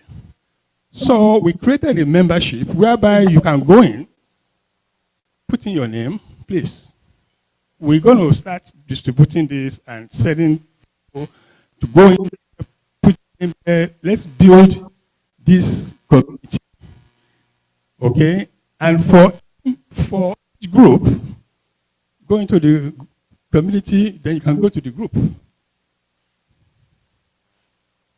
Okay? This is just some samples. We have faith-based, we have healthcare, we can have law group, we can have finance group, whereby people in the same division or in the same divide can actually collaborate and exchange ideas. Do you have any job opening? Oh, I'm having issue with this thing. What can you advise me? So you can get people with similar experience so you can lift each other up. Within each of this community, you can also have a forum whereby you have a general discussion. Okay, it can be somebody is going to throw a party today, or we're going to have this event. Sheung and DJ Salad is sponsoring a special event where everybody will bring food and we're going to display Nigerian food. It's $10 a ticket. You got to be very creative and be able to communicate, because if you do not have that in this age that we're in now, you're going to be left behind. Believe me. So also, within that community, we can have different forums. Okay? But now, this is just like, okay, it's there. We're going to start reaching out to different groups, different organizations to start utilizing this. And the good thing now again is that go into the events.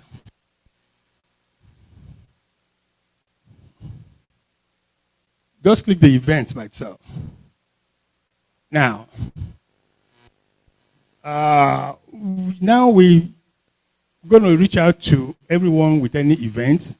Please, there's where you can actually submit your event.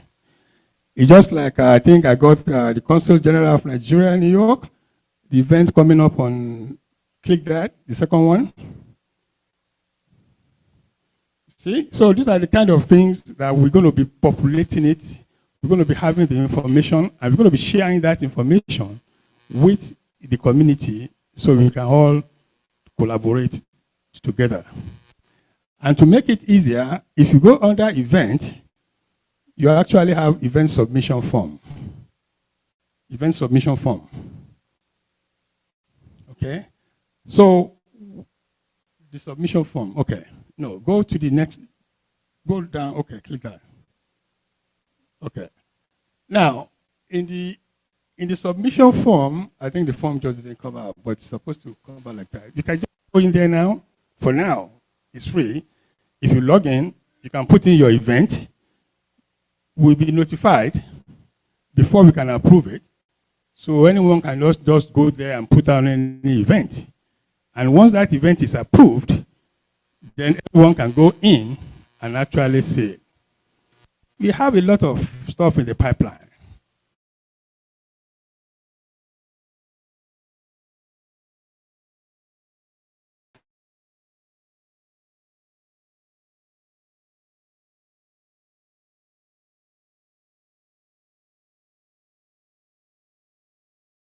To create employment, they can actually write some kind of algorithm or some kind of app, whereby if you say, okay, please give me best accountant, a Nigerian accountant in New York that can work with me. Give me this, give me that, because we have to do business together in order for us to thrive.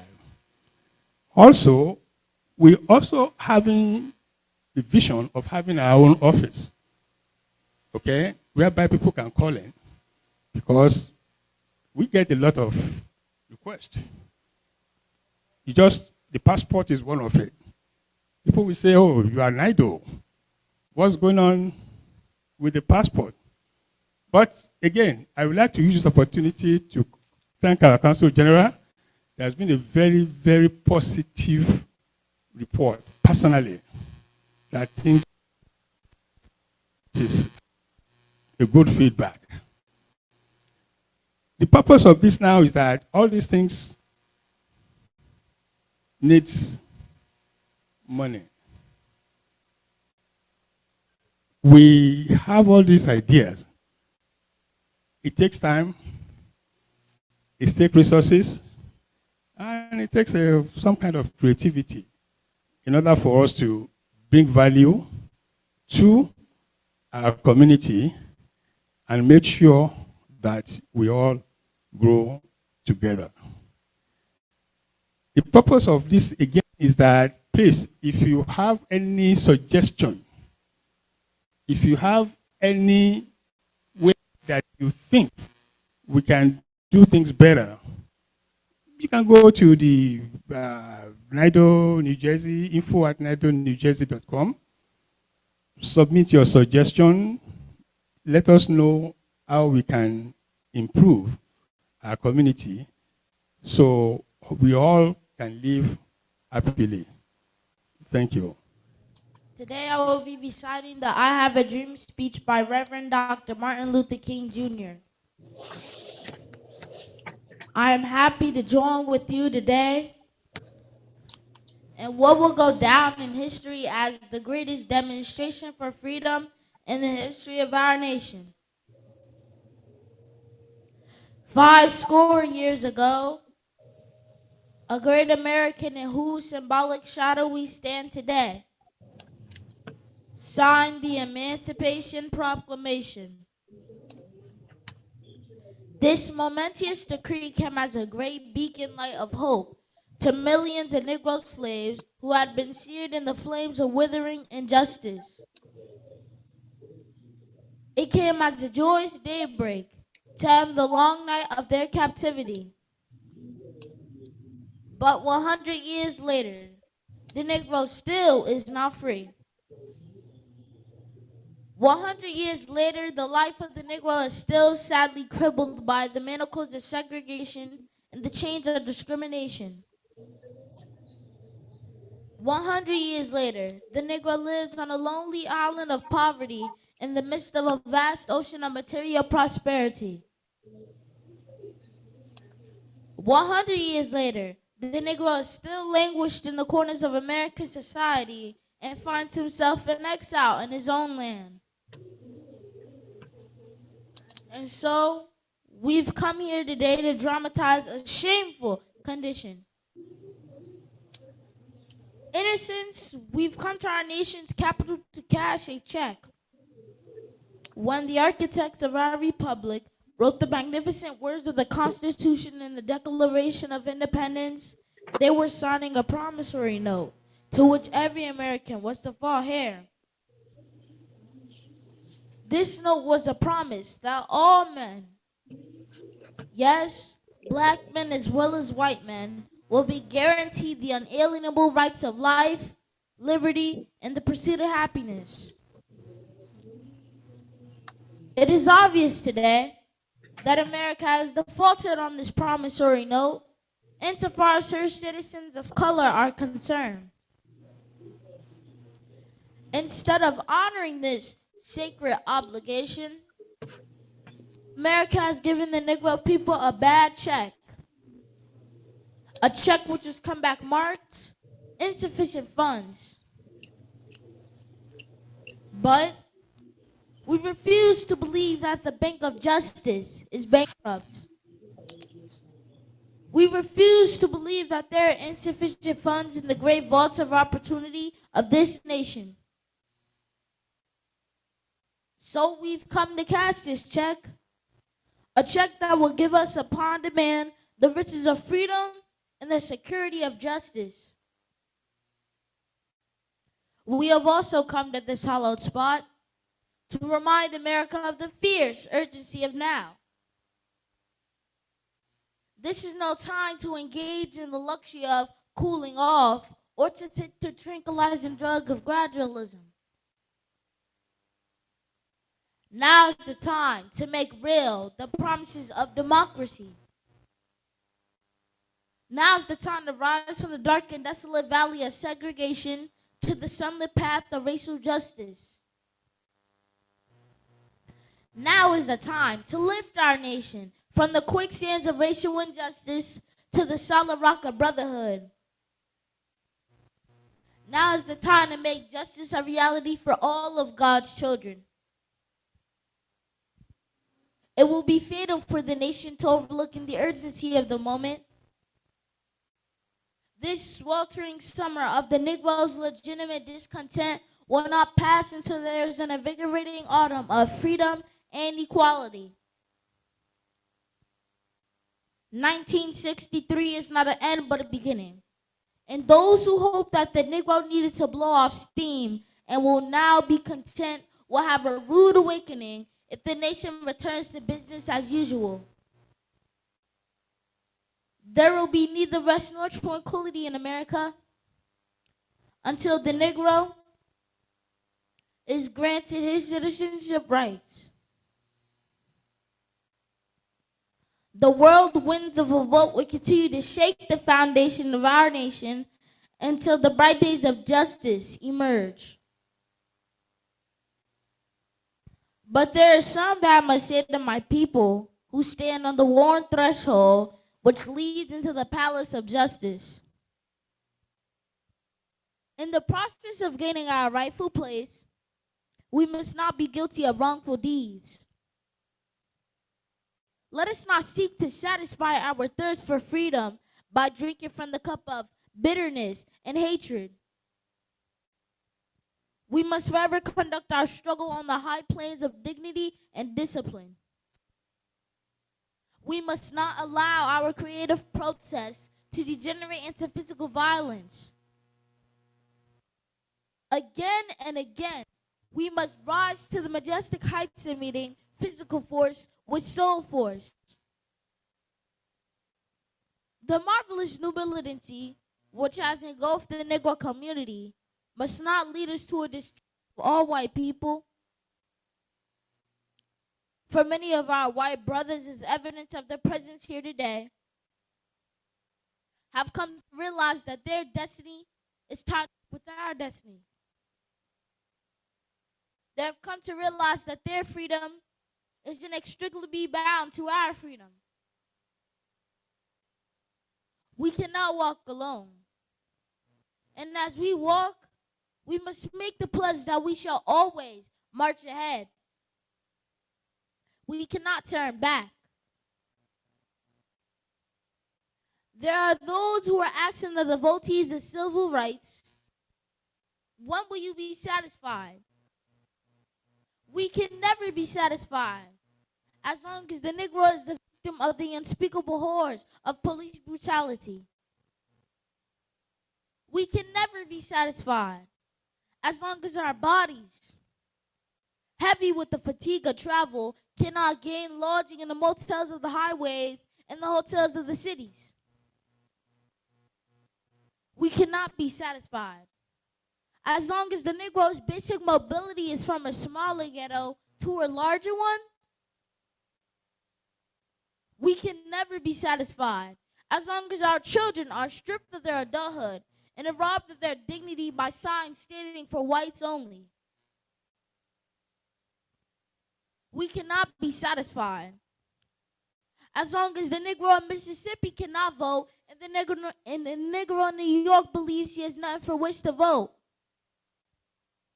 No, we are not satisfied, and we will not be satisfied until justice rolls down like waters and righteousness like a mighty stream. I am not unmindful that some of you have come here out of great trials and tribulations. Some of you have come fresh from narrow jail cells. And some of you have come from areas where your quest for freedom left you battered by the storms of persecution and staggered by the winds of police brutality. You have been the veterans of creative suffering. Continue to work with the faith that unearned suffering is redemptive. Go back to Mississippi. Go back to Alabama. Go back to South Carolina. Go back to Georgia. Go back to Louisiana. Go back to the slums and ghettos of our northern cities, knowing that somehow this situation can and will be changed.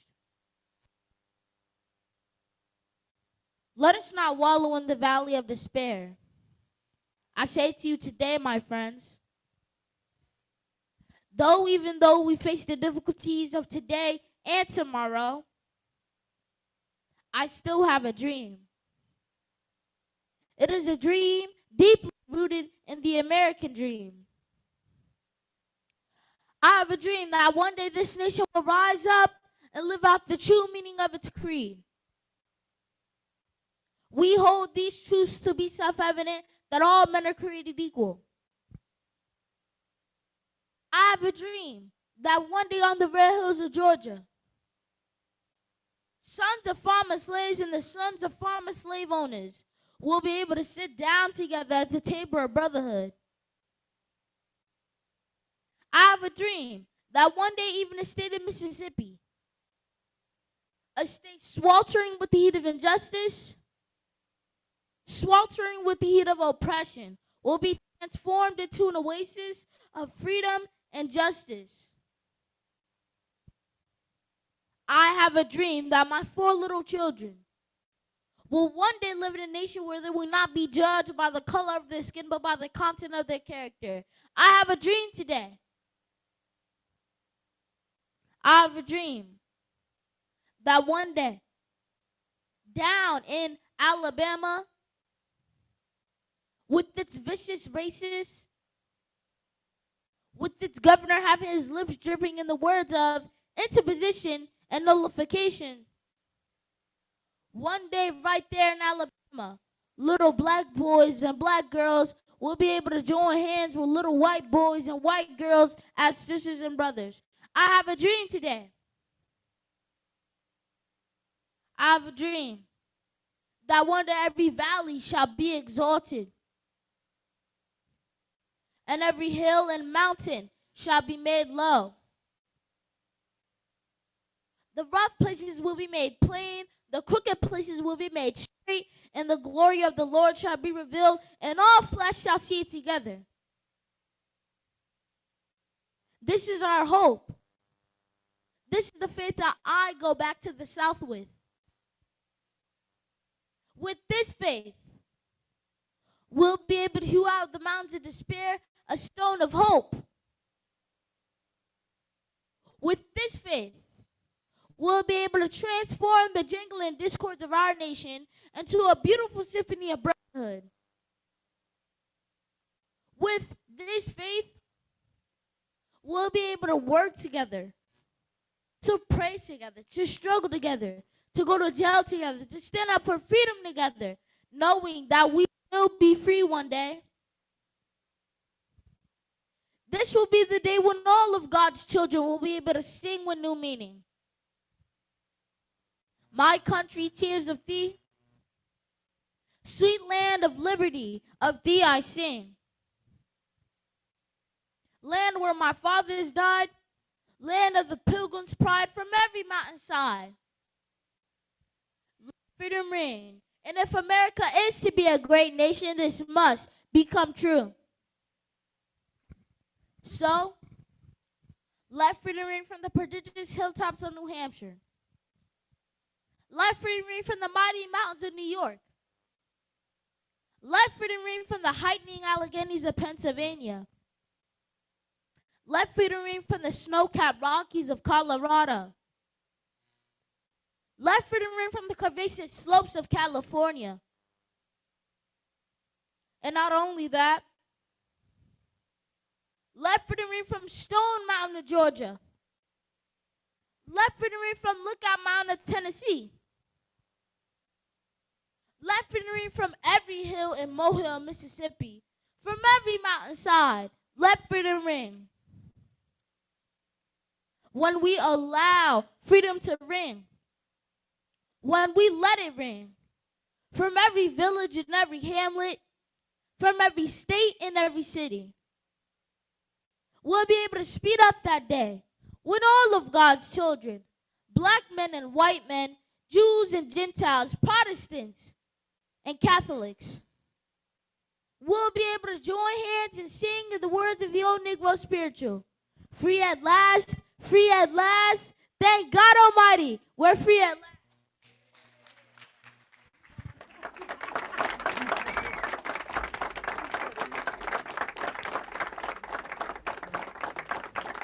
Wow, Ikena.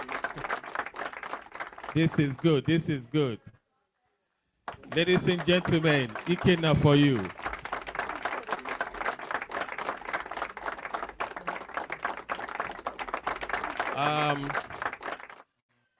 I must confess, you know, in Nigeria, people want to associate with good things. I haven't seen him in how many years? 5 or 6 years. And he happens to be the son of my good friend, OC. And you were like this the last time I saw you.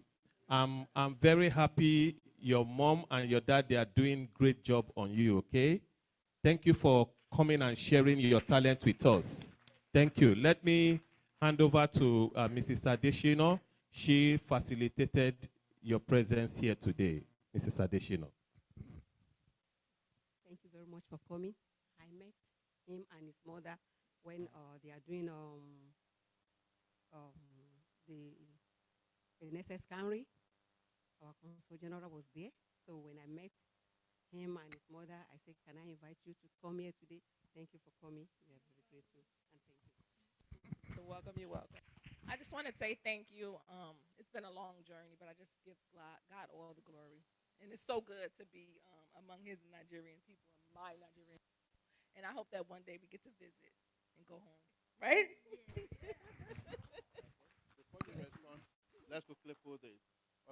This is a town hall meeting, and this is Black History Month.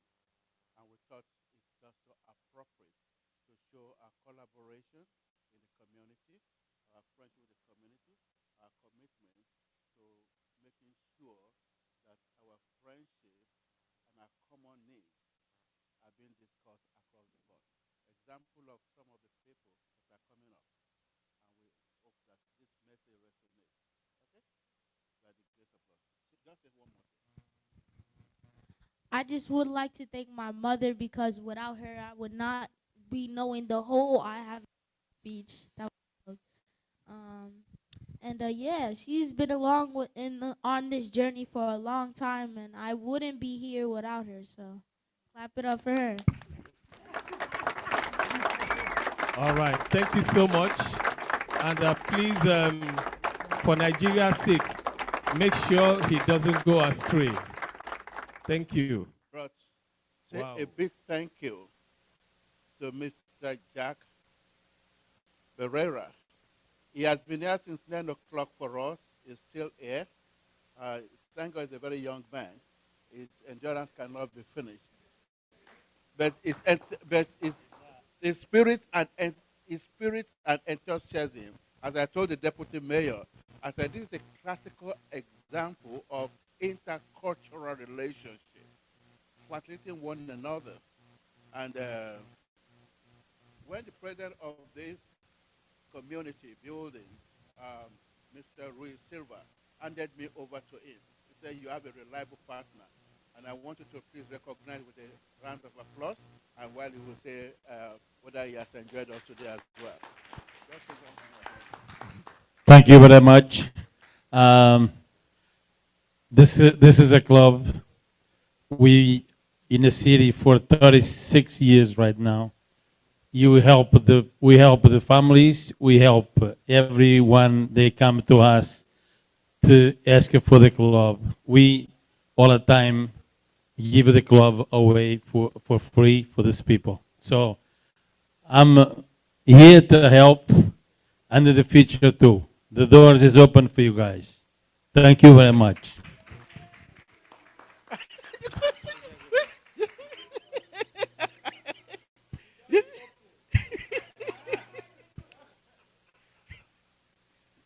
I won't abuse it.